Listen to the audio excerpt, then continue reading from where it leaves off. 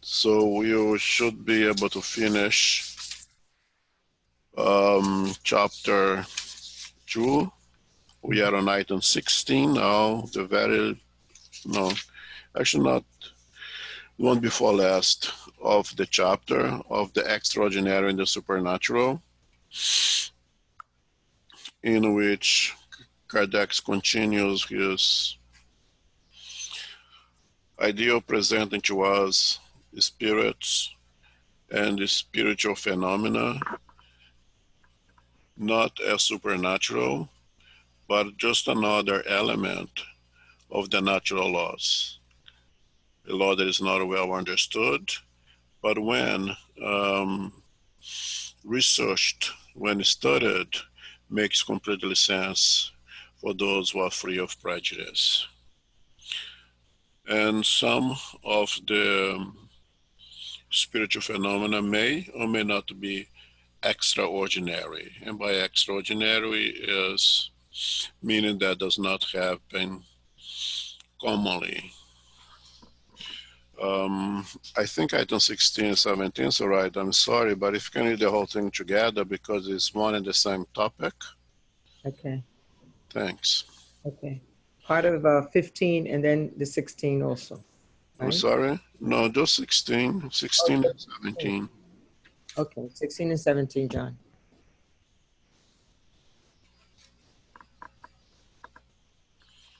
Yeah, 16, the first phrase is here in the bottom. Yeah, I know. Like magnetic phenomenon, spirit phenomenon passed as wonders before their cause was fully understood. And opinionated skeptics, that is, those who think they have exclusive rights to reason and common sense, do not believe that something is possible if they cannot understand it. And that is why all the so-called prodigious phenomena have been the object of their ridicule. Since religion itself is full of phenomena of this kind, they do not believe in religion either, and from there it is only a small step to complete disbelief. However, since Spiritism is able to explain most of these phenomena, it justifies their very existence. Thus, it has come to aid religion by demonstrating the possibility of some of the phenomena, which, even though no longer miraculous, are nonetheless extraordinary. And God is neither more nor less powerful, and not having derogated from the divine laws. How many jokes have had the levitations of St. Cupertino as their object? Nevertheless, the suspension of heavy objects in the air is an occurrence explained by Spiritist law. We have personally been eyewitness of the St. Cupertino type phenomenon, which Mr. Home and many other persons known to us have repeated many times. Thus, this phenomenon must also be included in order of natural events. Among the number of phenomena of this kind, apparitions should be given first place, since they are the most frequent. The apparition at La Salette, about which there are divergent opinions among the clergy, is nothing remarkable to us. But surely we cannot go so far as to safely affirm the reality of the event, because we have no material proof of the matter. Nevertheless, we certainly consider it possible in light of the thousands of similar recent events with which we are familiar. We believe in them not only because we have verified their reality, but especially because we know perfectly well how they are produced. Those wishing to refer to the theory of on apparitions, which we will provide further on, will see that these phenomena are as simple and plausible as an infinite number of physical phenomena that only appear prodigious when we lack the key to explaining them. As for the actual personages that presented itself at La Salette, that is a different issue. His identity has never been absolutely proven to us, and we only accept the fact that some kind of apparition could have appeared. The rest of the details are outside our competency to judge. Each one may keep his or her own convictions regarding the matter, but Spiritism does not need to be concerned with it. We will only state the facts produced by Spiritism have revealed new laws and have given us the key to the multitude of incidents that formerly seemed supernatural. If some of those supposed miraculous facts find a logical explanation in Spiritism, it is one more reason for people not to be in a hurry to deny what they do not comprehend. Spirit phenomena have been contested by some individuals precisely because they appeared to be outside ordinary laws and because an explanation for them could not be found. However, provide them with a rational basis and they can be no more doubt. In this century in which no one is satisfied with mere words, an explanation is therefore a powerful motive for conviction. Thus, every day we see persons who have never even witnessed one phenomenon, who have never seen a table move or a medium write, but who are nevertheless as convinced as if we are solely because they have read and understood.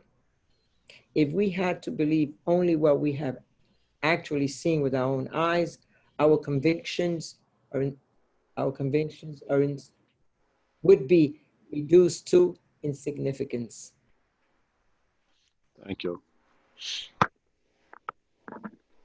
So, what Kardec presents to us here is basically the idea that Spiritism, being a science and a philosophy, it explains things, bring evidences of phenomena that up to Spiritism could be and would be considered supernatural. And he makes a very important statement. There are those who think that they have exclusive rights to reason and common sense. And something is not possible simply because they do not believe it's possible.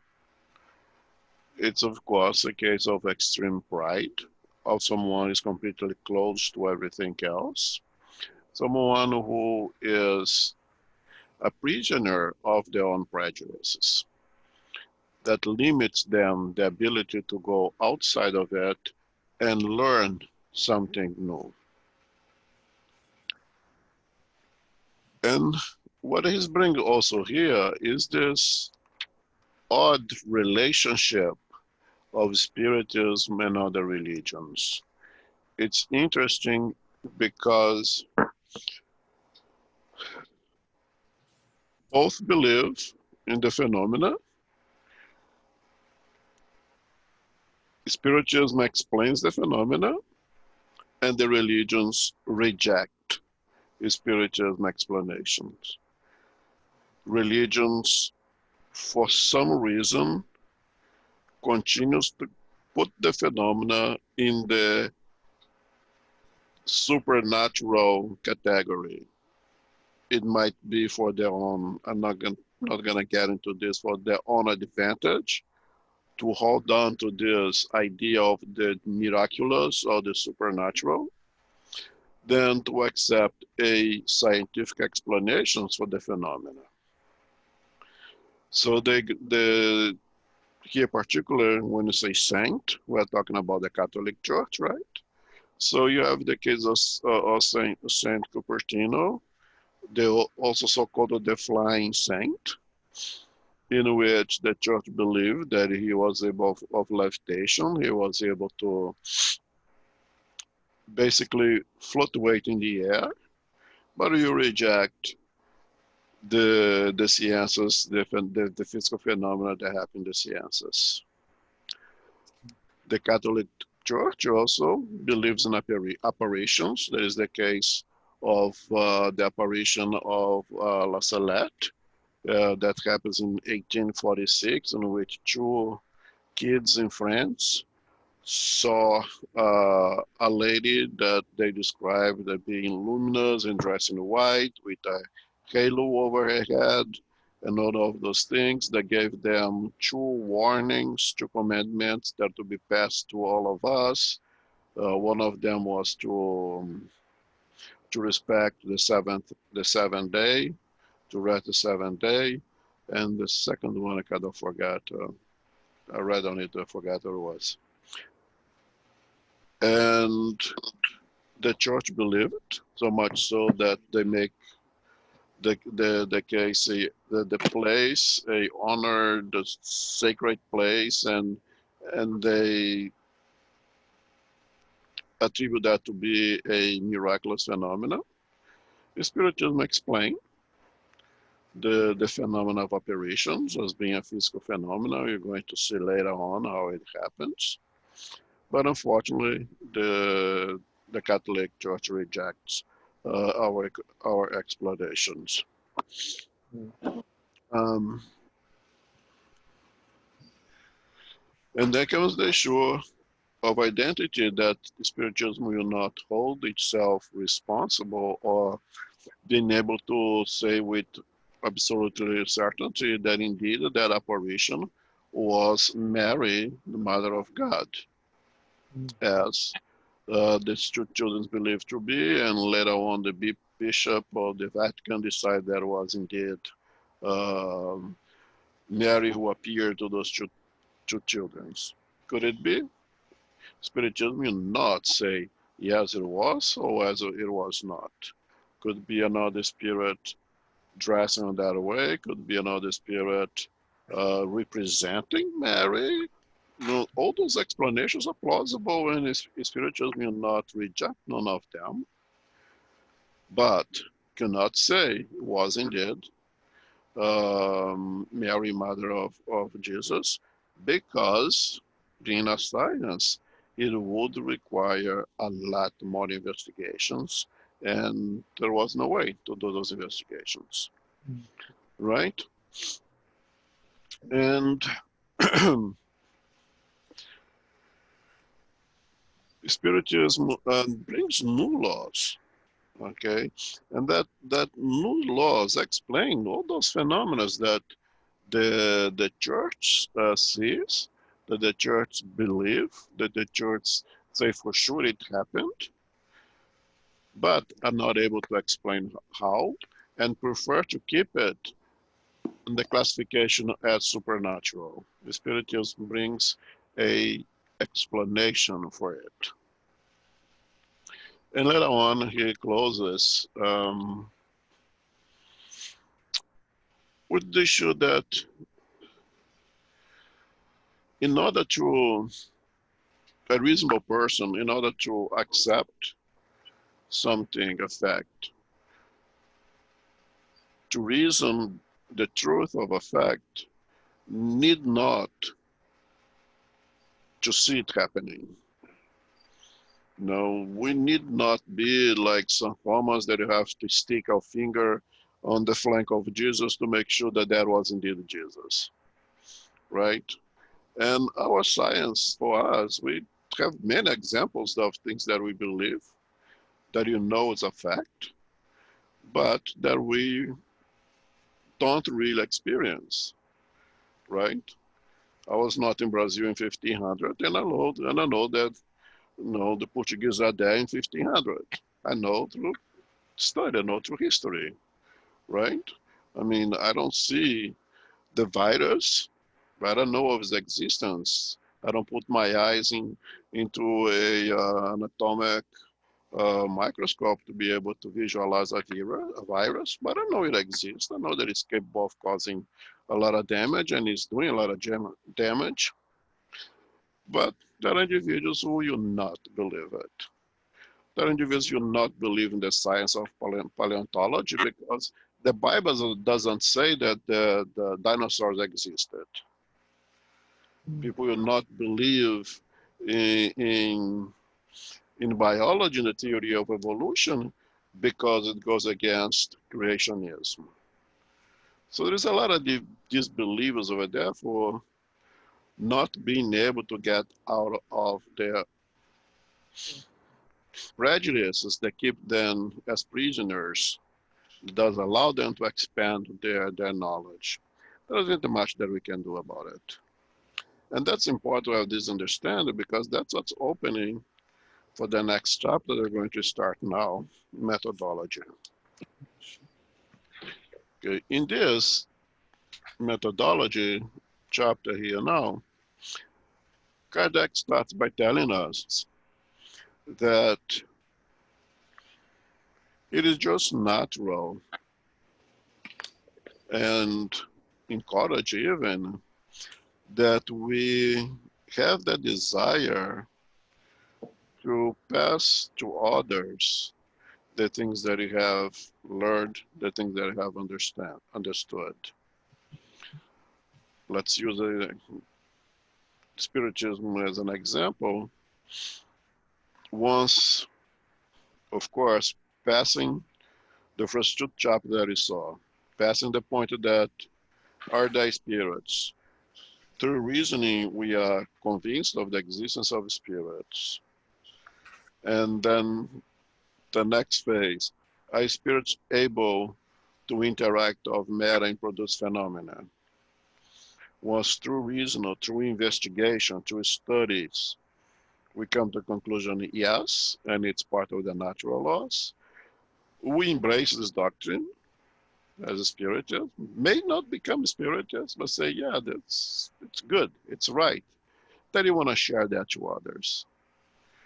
Assume that one becomes an spiritist, we want to share it to others for the love of the doctrine itself, but also for the love of those that want to pass it through. I want to pass it to my family because I think it'll be good for them. Of course, if I think it's good for me, it's going to be good for my loved ones. I want to share with them. But in order to do so, Kardec suggests a methodology. How to talk to people about spiritism. It's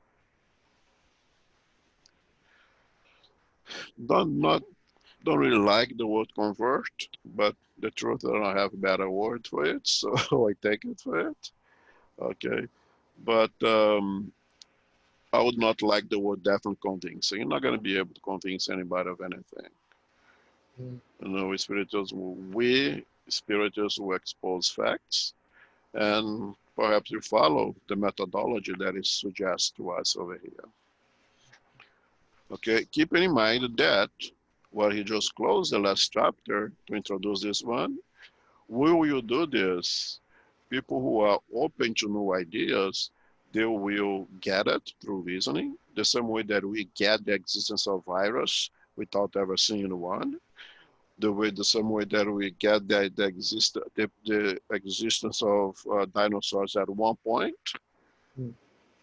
even without ever seeing one running around Fifth Avenue, right? Because we are open to the idea, to the concept.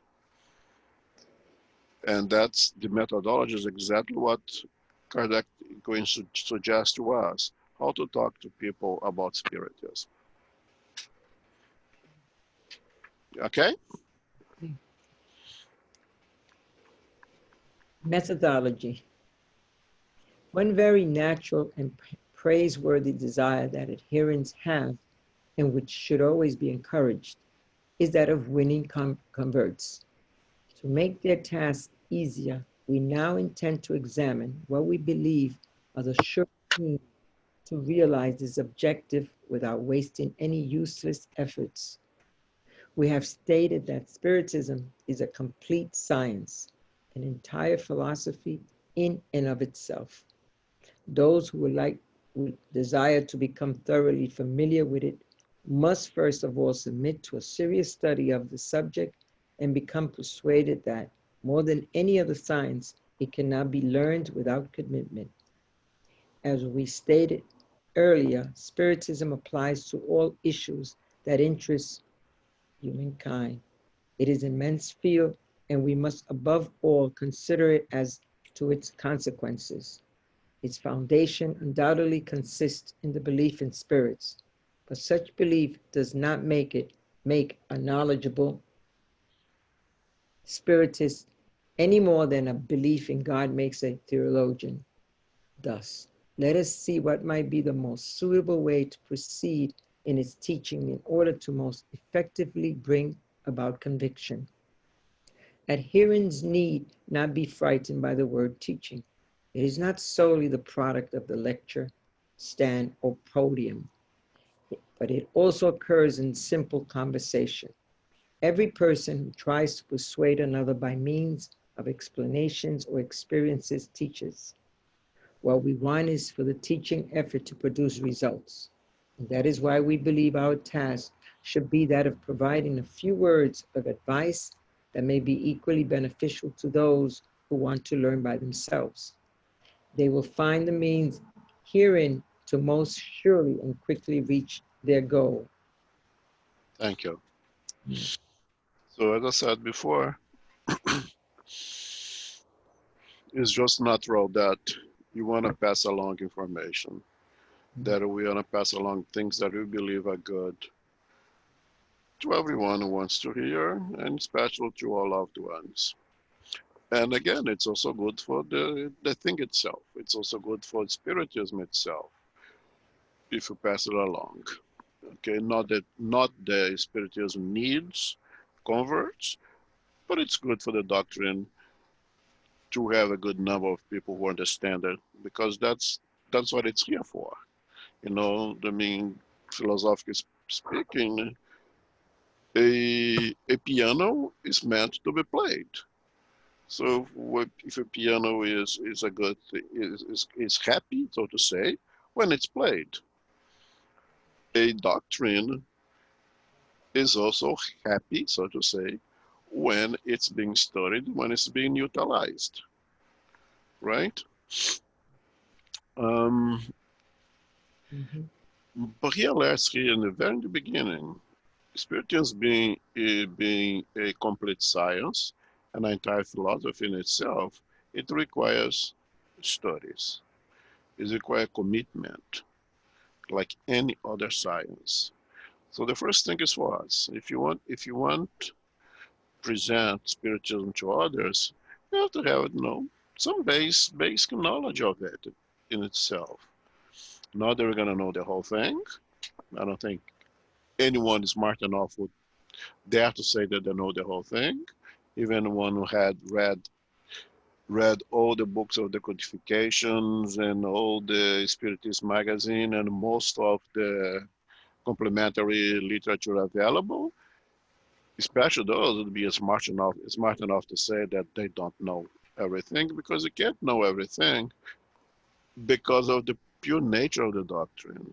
It's a doctrine about life, about our existence, present, past, and future, and all the philosophical questions that we have, and it's extremely complex. We want to know everything. But at least the commitment to know, to understand a little bit in order to pass it along. And as it starts, its foundation is the existence of spirits, not even the existence of God. Right. One may be, through reasoning, one may believe the existence of spirits without believing the existence of God. And we have you have example of people that have two things like that. It's probably easier to reason the existence of spirits than the existence of God. And one of the important thing on alert that he makes is that the first thing, if you want to start a conversation with anyone about spiritism, is to start with the existence of spirits. And again, it's coming from an educator. Is an educator teaching us to educate. And I think we should pay attention because that was his job. This was his life. Before anything else, before spirituals, Kardec's an educator. And we see here how he builds things slowly from foundation to the first floor to the second floor and so forth and so on. Okay, and he teaches us here. If you want to start, you start it right away. We start talking about the existence of spirits. And that's extremely important. Otherwise, you have no foundation. Right. And another thing, the word teaching, that perhaps some people are a little bit scared of the other teachings, but teachers just passing along of information. And we teach our children all the time. We teach our co-workers all the time. We are being taught all the time. Teaching something that is part of our life. We do it all the time. No, if you're not talking about going to the front of the classroom and dictate and giving up a lecture. We're doing what we're doing right now here, having a conversation. Okay? Okay. Number 19. Mm-hmm. It is generally believed that in order to be convincing, it is enough to simply present the facts. This would certainly appear to be the most logical approach, though experience has shown that it is not always the best, because we frequently encounter individuals who are not at all convinced by the most obvious facts. What is this? This is what we shall try to determine. In Spiritism, the matter of spirits is secondary and successive.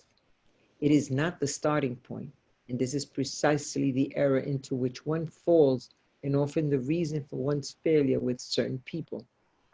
Since spirits are simply human souls, the correct starting point is therefore the existence of the soul. How could materialists accept the existence of beings that live outside the material world when they believe themselves to be only matter? How could they believe that there are spirits all around them if they do not believe there is one within themselves? It would be pointless to amass the most tangible proofs right in front of them. They would contest all of them because they do not believe in the principle. Every teaching methodology must proceed from the known to the unknown, and for the materialist, the known is matter. Thus, before anything else, you should start with matter and try to show and convince them that there is something within them that is outside the laws of matter. In a word, before trying to make them spiritists, try to make them spiritualists. To do so, however, you need another order of facts, and you must proceed to a special form of teaching via other means. If you talk to them about spirits before they are even convinced that they possess a soul, you are starting at the end point, since they cannot accept the conclusion if they have not accepted the premise. Okay. Go ahead. Therefore, before trying to convince disbelievers, even by using facts, it is advisable to make sure of their opinion concerning the soul. That is, determine if they believe that it exists, that it survives the body and retains its individuality after death. If their response is negative, it will be a waste of time to talk to them about spirits. That is the rule. We are not saying that there are no exceptions, but if there are exceptions, there would have to be some other reason for those particular persons to be less resistant. Thanks. So to make the correction of the previous saying, I said the word spirit, and Kardec corrected, of course, used the word soul. That by the definition in spiritism is an incarnated spirit. So his methodology it starts with the spirit, but not necessarily the spirit, but the soul. Meaning that if you're going to talk to a spirit, to materialist, you have to start with matter because that's what is known. You always going to teach someone, we start with something that you know. That's why you use analogies all the time. You use analogy of something that's known to arrive at something that is not known, right? That is a method that everyone uses, right? Again, if the fish comes out of the ocean, spend a weekend in Times Square and go back to the ocean to tell the other fish what it experienced, he's going to have to use things that they have in the ocean. He's going to be in big trouble to do that, but he must use analogies to explain what he experienced in Times Square, right? Have to go with the known to the unknown. A materialist knows matter. So start with matter, start with you. You yourself matter, you have a soul, which we know by definition is an incarnated spirit, right? So start trying to guide, not to convince, but to guide the thought process of materialists that there are things within us that it is beyond matter. And we experience those things, feelings, sensations, perceptions, um, many things that cannot be explained by the physical sciences. The matter does not explain. Well, a open-minded materialist will eventually agree to that. That's indeed a case. So what is it then? What is it that go extra material, but is a part of us? Someone more open-minded may go into spiritualism, not spiritism, because that's why it's saying try to make them spiritualist first, meaning believe there is something that transcends matter. That is a spiritualist, that goes beyond matter. If you can get to that point, maybe you can move on into spiritualism.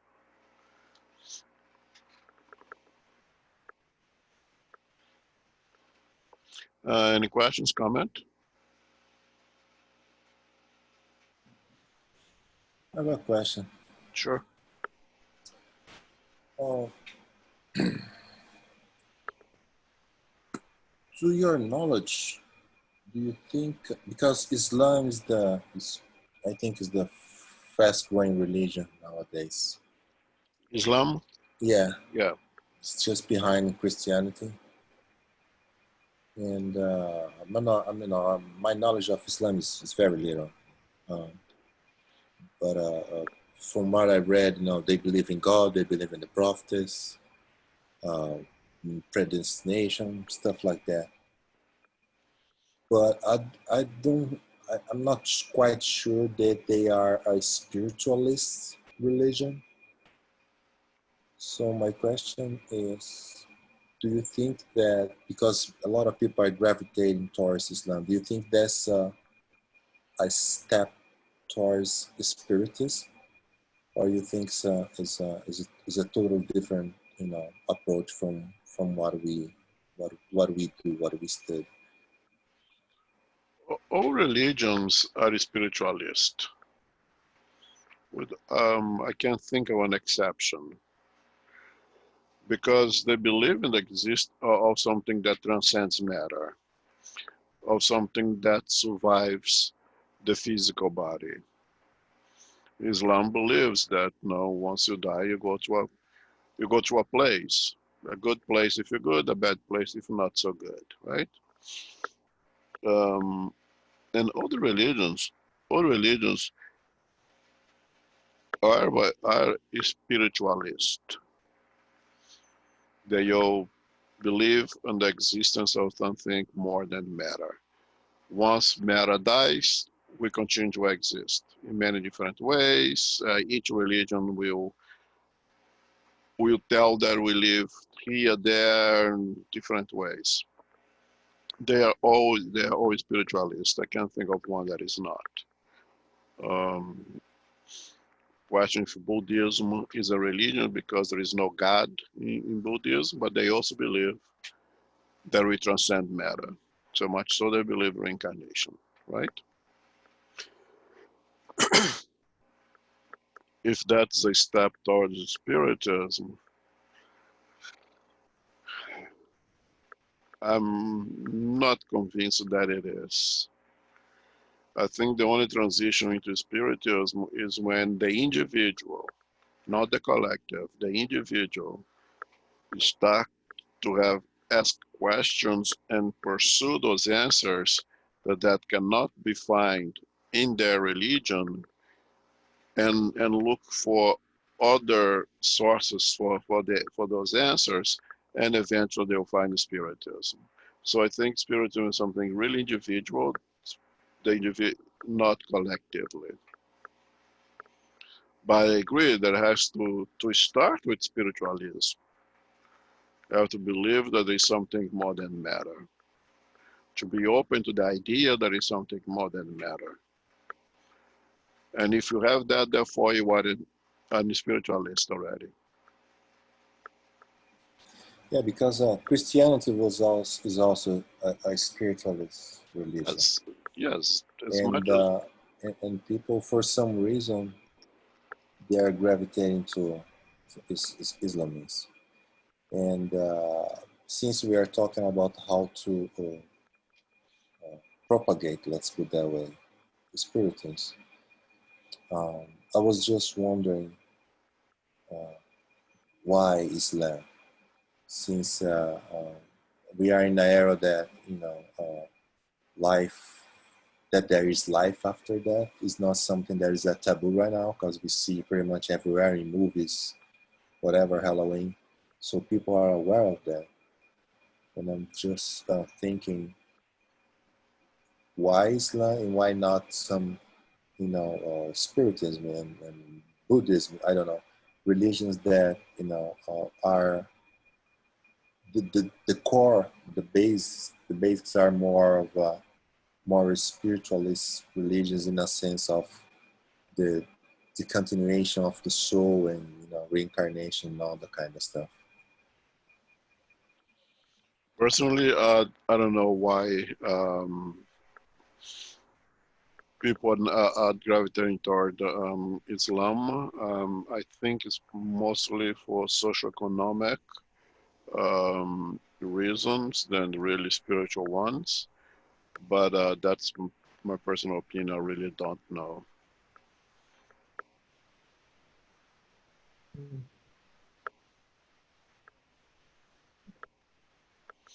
One of the things that I would think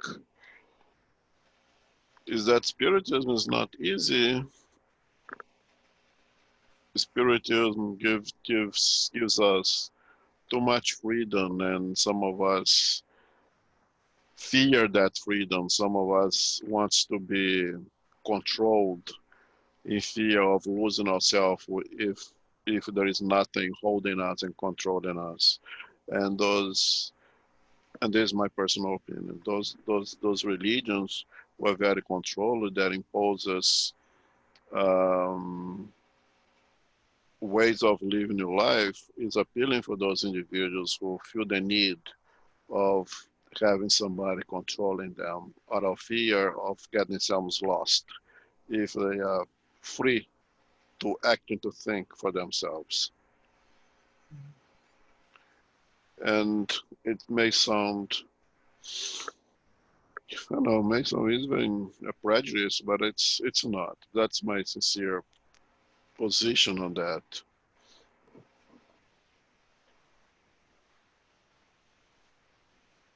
Yeah, because I was thinking, since we always talk about not the planet, as Julio explained that one Sunday, that we humanity are moving, are are are progressing and making this planet to become a planet of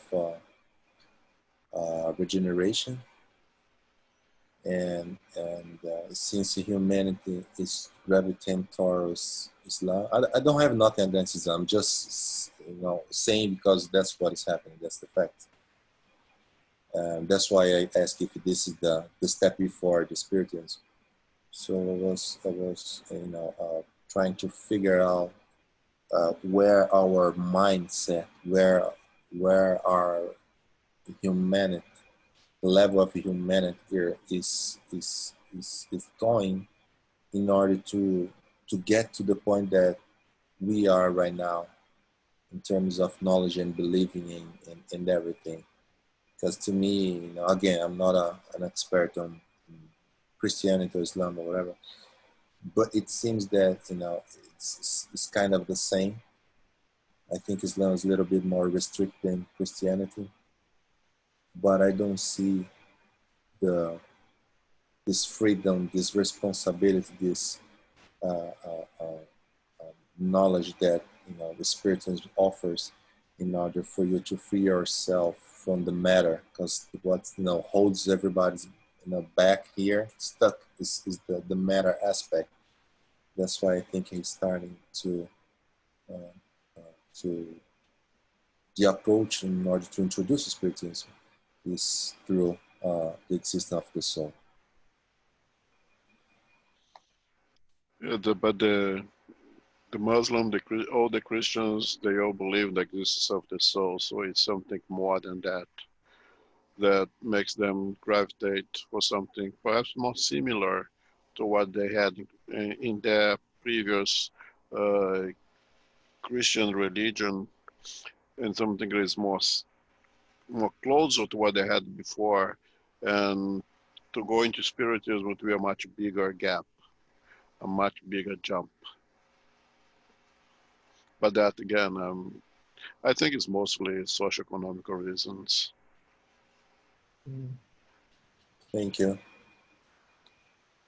I agree with you, Elmo. I think it's the population, the Muslim population is growing because it's growing in countries where the population is growing exponentially. When That's right. in the other place of the world it's not. So that it's part of the reason, but I agree with Elmo that another reason is the necessity of following rules, the necessity of following controls. But if I watched a couple of Muslim series, and what goes behind the inside their homes is pretty much different from the outside. So Muslims, like other religions, impose a lot of external behaviors that do not reflect the interior, the internal behavior, and that creates conflicts that they really don't know how to deal with it. And Spiritism is hard because there is nothing imposed, nothing external. It's everything is inside of you. It's your own choice, your own decision, and your own change. So the responsibility, it's very easy to blame others. And the easy way out is to find someone else to blame for everything that's happening to us. Yep. But when Spiritism asks you to deal with yourself, you are responsible for everything that happens to you. That's hard, and not everyone is prepared to deal with that, and not everyone wants to deal with that. So it's like the ostrich that puts their head in the soil and thinks they're protected. Some people prefer to behave like that. Again, it's their own choice.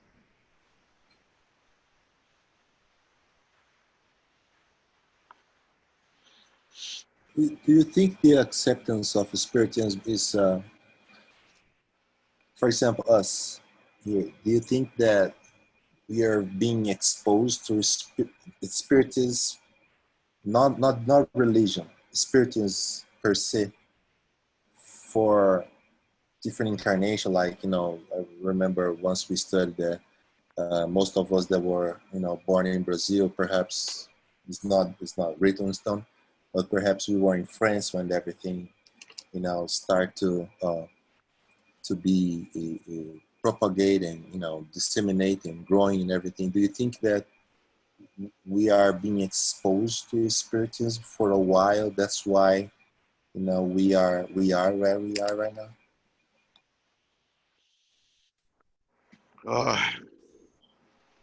Not necessarily. I think definitely exposed to spiritualism, and perhaps being exposed to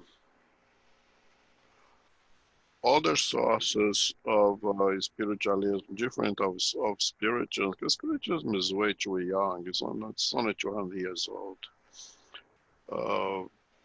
So not necessarily, no.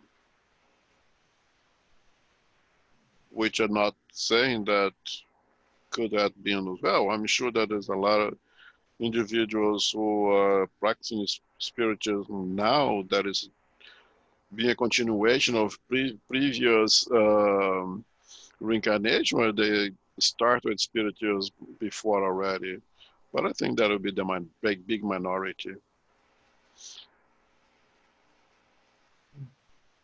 There is you find that in books, right? That the Spiritism was brought from France to Brazil, and a lot of French Spiritists reincarnated in Brazil to continue the work. But this is not a privilege; it's a responsibility.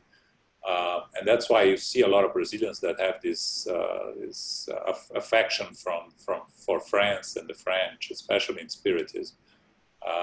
It's a combination of Spiritism having originated in France, and a lot of them that really had their previous incarnation in France and have contact with it. But again, it's not the 4 million Spiritists in Brazil. It's the minority. I agree with them.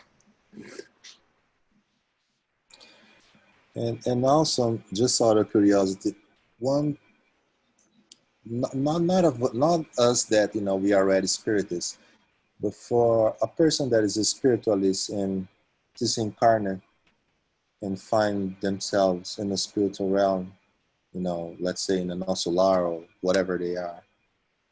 And since religion is something that pretty much carries their entire life, so are they being thought spiritists, or they are introduced to the concept in a way that they don't even realize that they are studying spiritism? Let me see if I understand the question. When a spiritualist, non-spiritism discarnate, they will be exposed for the teachings of spiritism? Yes, because once you're in the spiritual realm, I believe you're not going to be taught Islam or Judaism or whatever, because that's the pure spiritism. As much as that person is prepared. I mean, we see cases of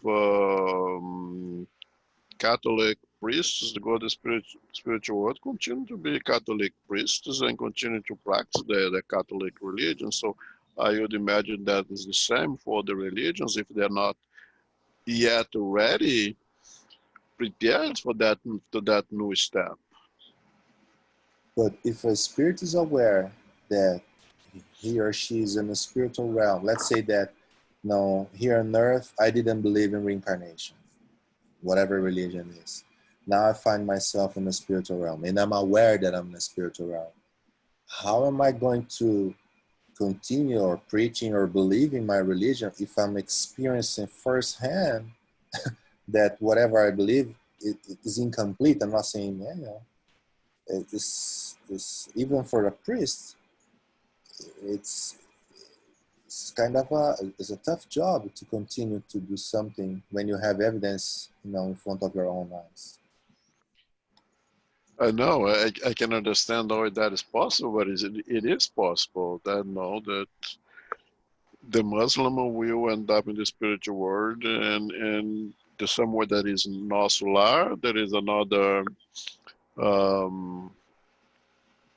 spiritual fraternity for the Muslims, and they continue to practice the thing until they are ready to take another step to open themselves to something else. I agree with you. It's hard to understand that it happens, but it does happen. We had cases in our mediumship meetings of Catholic priests coming in and fighting with us that what we are doing is against God's, is against their religion, and that we are sinners for doing what we are doing, and they are doing it exactly the same thing with us. What is in their mind? I think we're going to see a little bit of it as we read over here. The stubbornness that, how, as I said, we enclose ourselves so deeply in our prejudices that we cannot open up to get something new, to learn something new. And divine providence is very benevolent. It's not going to impose it upon you if you're not ready for it.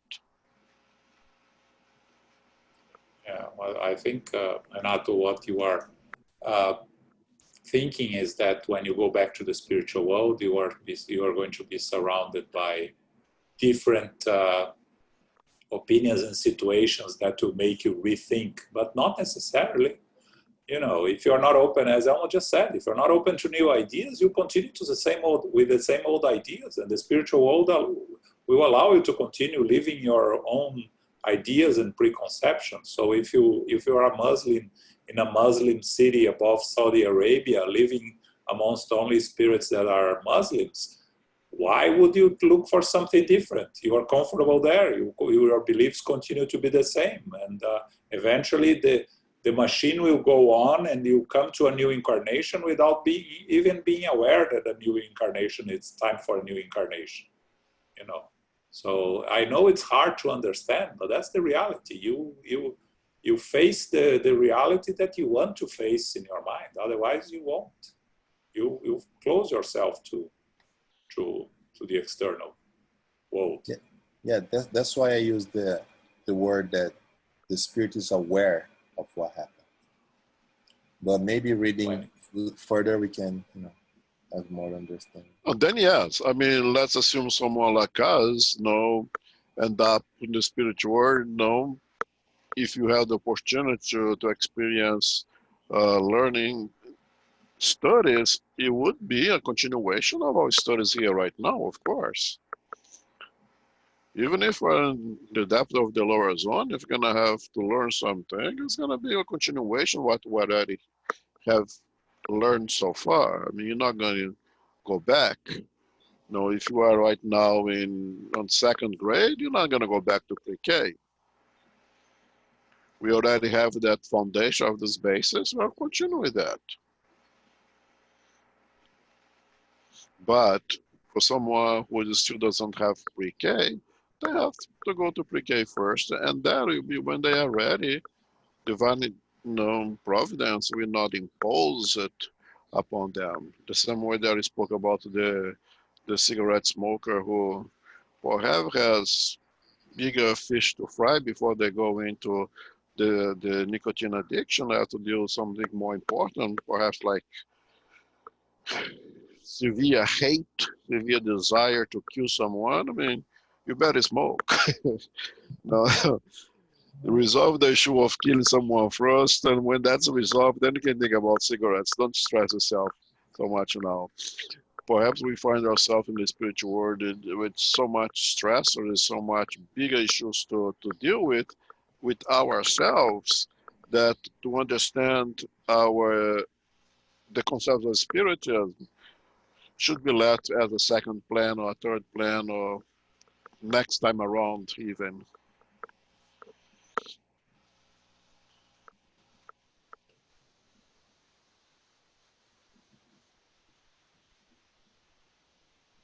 Okay? Elmo, this is Carol. Thank May I you. ask a question? Hi. Sure. You know, would the materialist per se ever be influenced by their own dreams, or perhaps visitations in the dream time from maybe a loved one, or maybe a mentor, that might give them the hint that there is an ongoing life? Do you think that that would be a possibility for the materialist, to have that type of an awareness? The things you're going to read ahead here will touch in depth to your question. Is a very good question. And what Kardec is going to do here is going to divide the materialist in many groups, many different groups. Okay? Some of them are open to new ideas, are open to new informations, and perhaps that's what Kardec says here. We can use exactly what you said in our argument to explain there is some things beyond the matter, and you can use our dreams. How do you explain our dreams? How you explain the feeling of presence of a discarnated loved ones? even when we are awake sometimes, some people will be open to consider those arguments as strong arguments for existence of something more than just matter. But some of it will say, unless I have everything is comes from the brain, period. The dreams is things from the brain, everything is generated from the brain. And once the brain stops, there is nothing else, period. Okay? And there is those who are materialists in the sense I just don't care. I dream, I have the feelings of the presence of love. I don't care about none of this. It's not my interest. I just want to make my money and put my feet up and enjoy my TV shows. No, don't bother with me with this stuff. So Kardec here we're going to break down the materialist in many groups. But that would be, for those who are willing to listen, a strong argument of something that is beyond matter. And some will accept those arguments as being good arguments. Some will absolutely reject. And some say, I just don't care. Don't bother me with nonsense.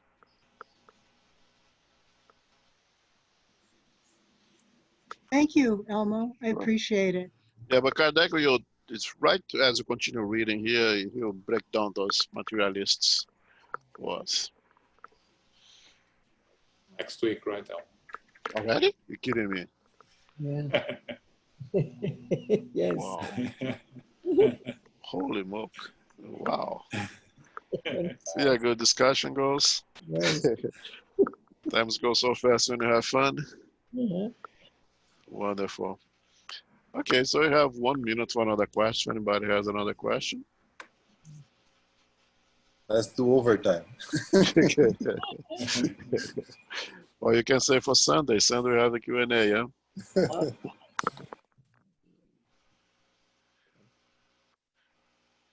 Anybody wants to make the final prayer? I'll make the final prayer, Elmo. Thank you.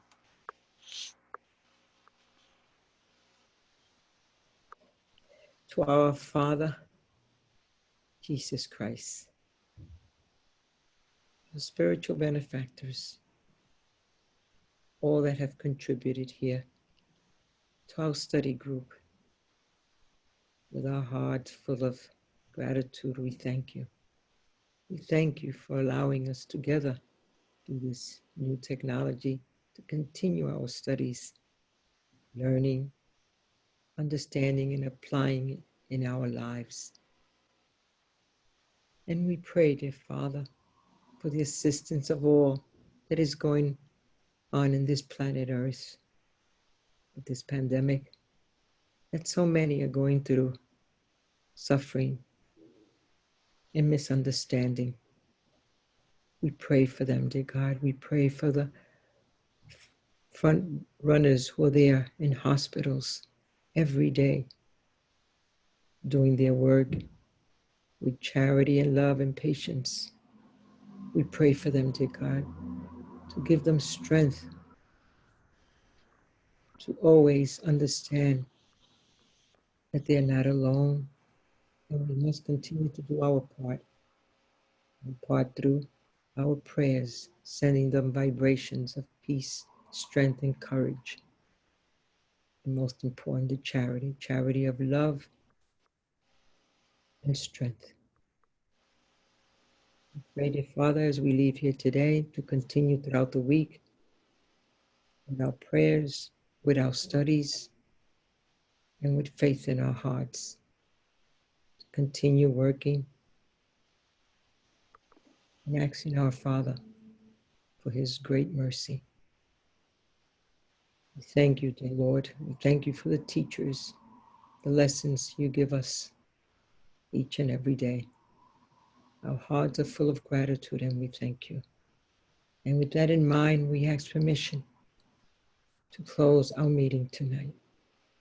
So be it. So be it.